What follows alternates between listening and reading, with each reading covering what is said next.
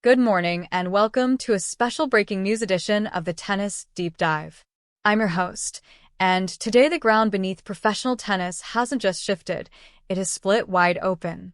We're coming to you with a story sending shockwaves from the skyscrapers of Dubai to the courts of Florida and the buzzing streets of Manila. If you're just tuning in, set down the coffee, silence the notifications, and listen closely.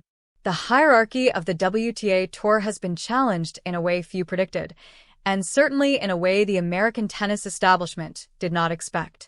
We're talking about the Dubai Duty-Free Tennis Championships, a WTA 1000 battleground, the playground of the elite, where the desert heat usually separates the great from the merely good. Under the floodlights at the Aviation Club Tennis Center, we witnessed what was supposed to be routine. A formality. A stepping stone. On one side of the net stood the American powerhouse, Grand Slam champion and world number 5, Coco Gauff. An athlete whose speed sets the standard, whose presence carries the weight of American tennis every time she steps onto the court.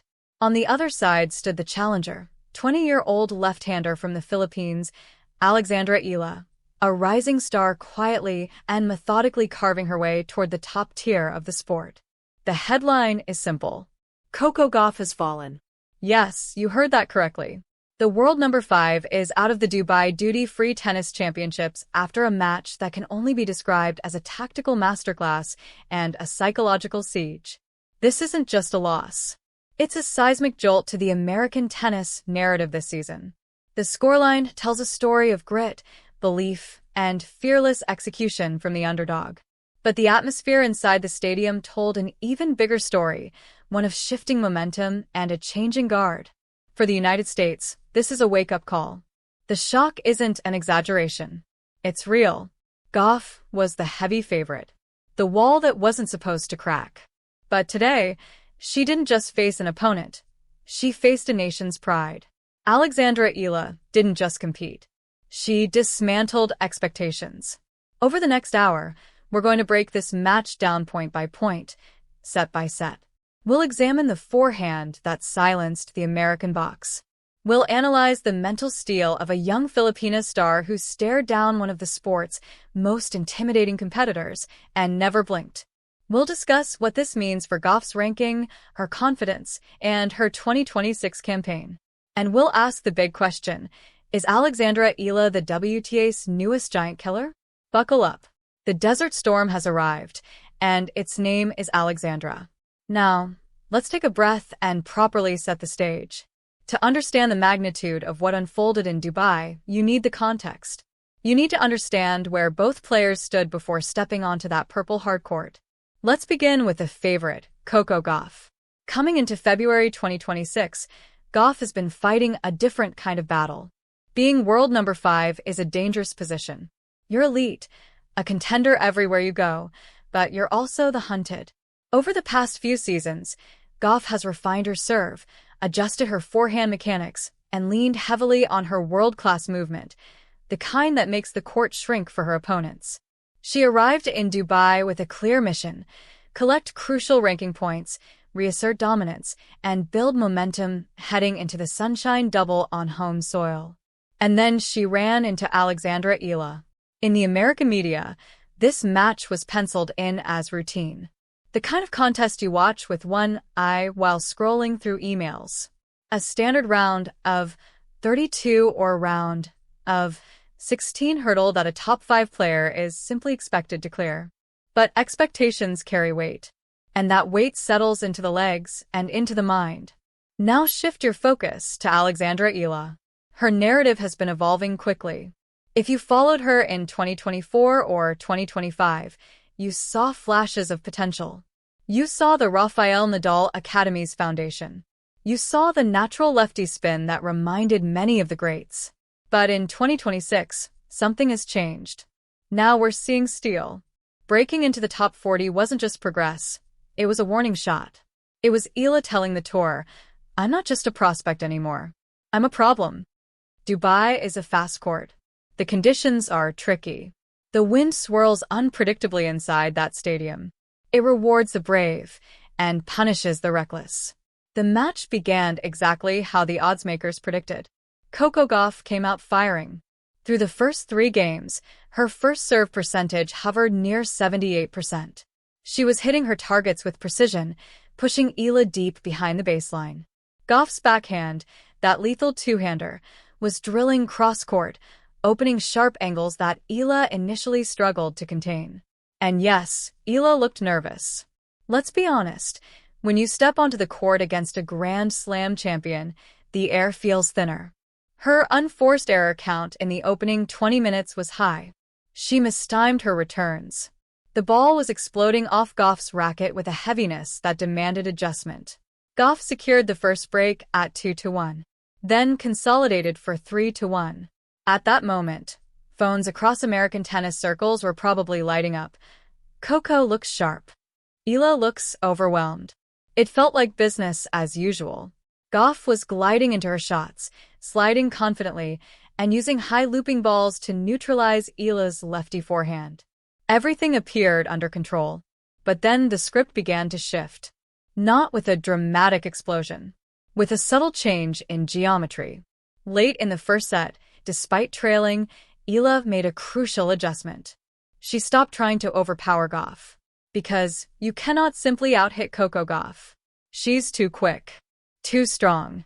Too athletic. Instead, Eala got smarter. She began using that can-opener serve, the lefty slice wide in the ad court, dragging Gauff off the court and forcing uncomfortable recovery patterns. She started targeting Gauff's forehand wing with heavy, dipping topspin. Not pace for pace, but height, shape, and variation. She changed the rhythm. And that's when the match truly began.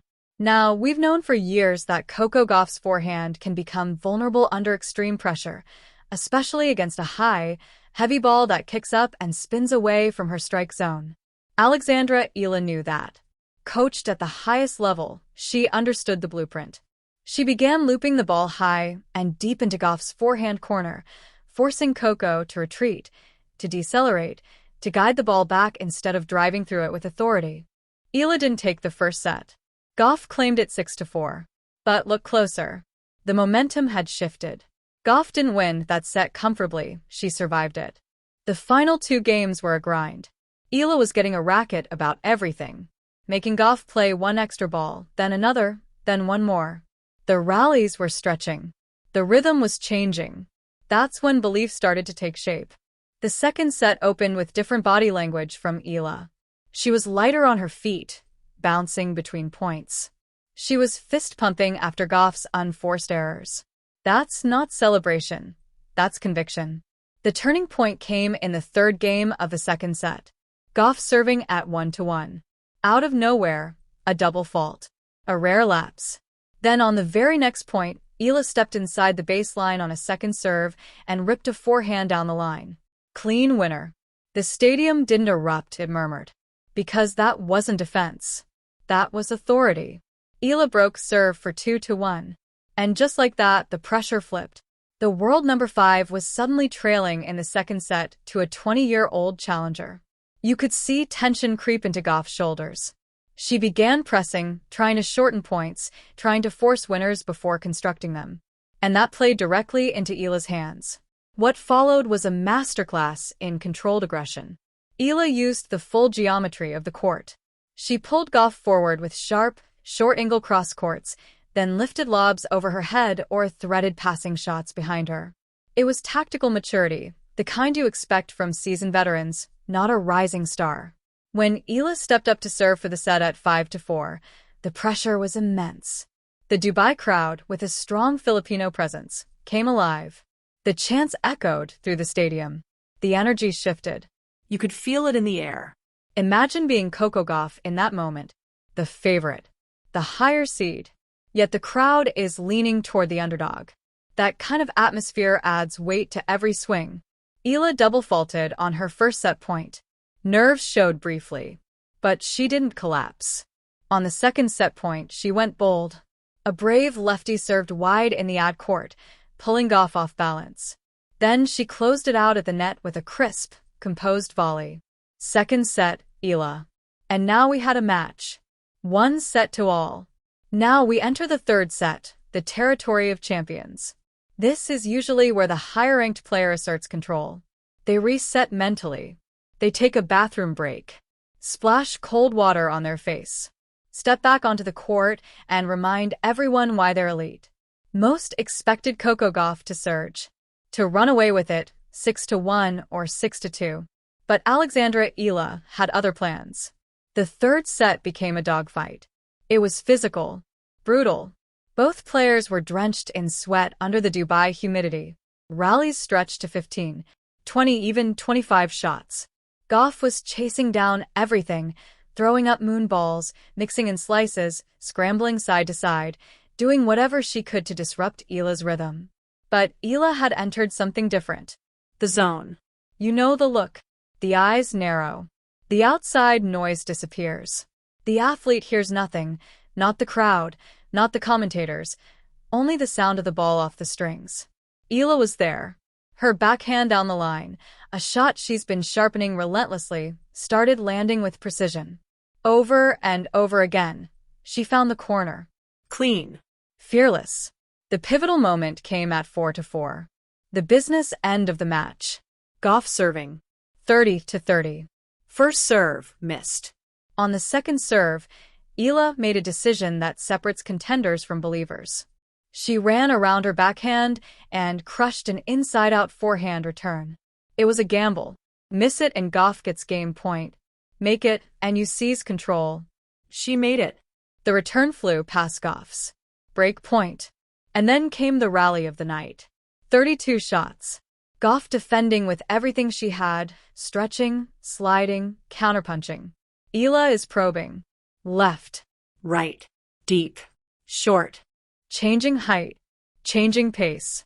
Finally, Gauff left a forehand just slightly short. That was all Eala needed. She stepped in and ripped a forehand into the open court. Winner. Break. 5-4.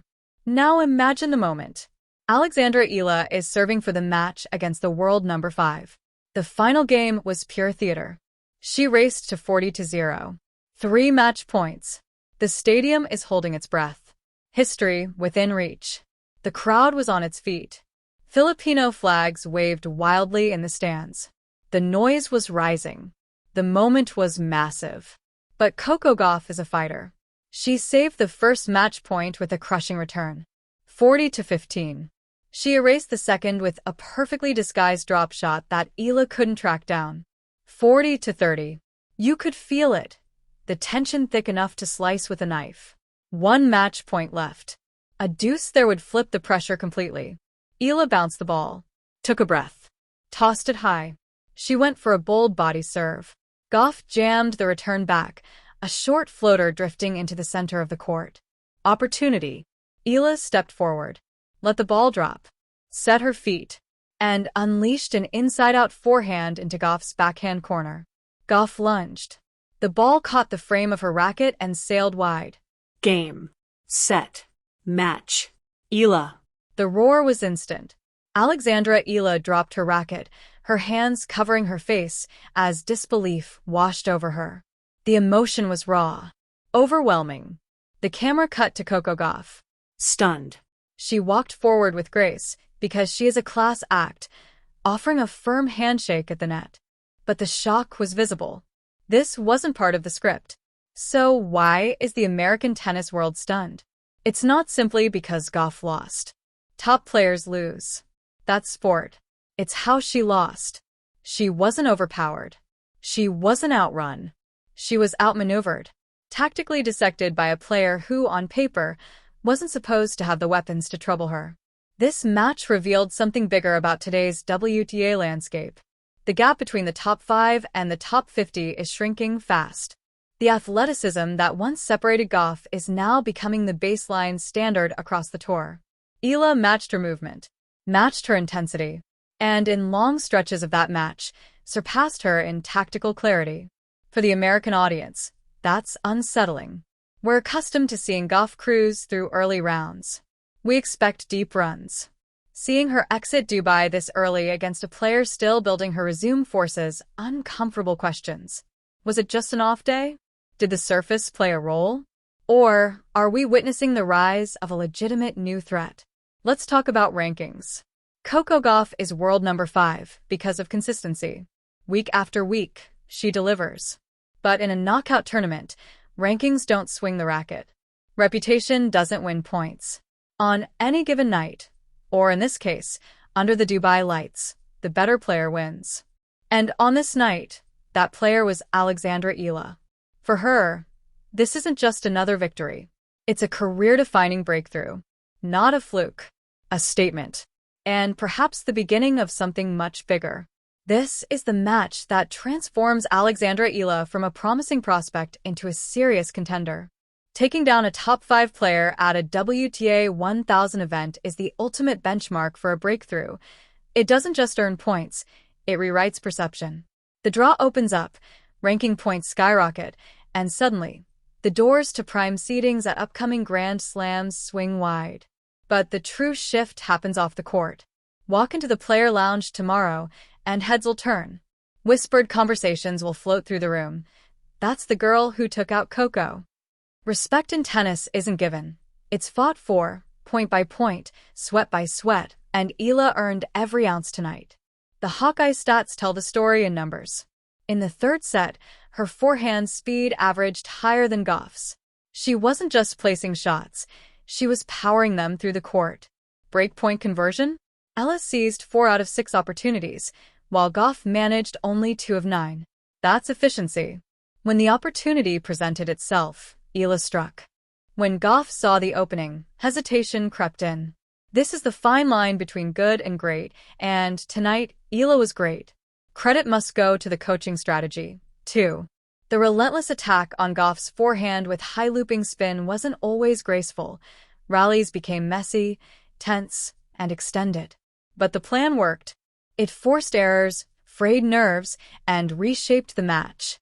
And let's not underestimate the invisible weapon in the stands, the crowd.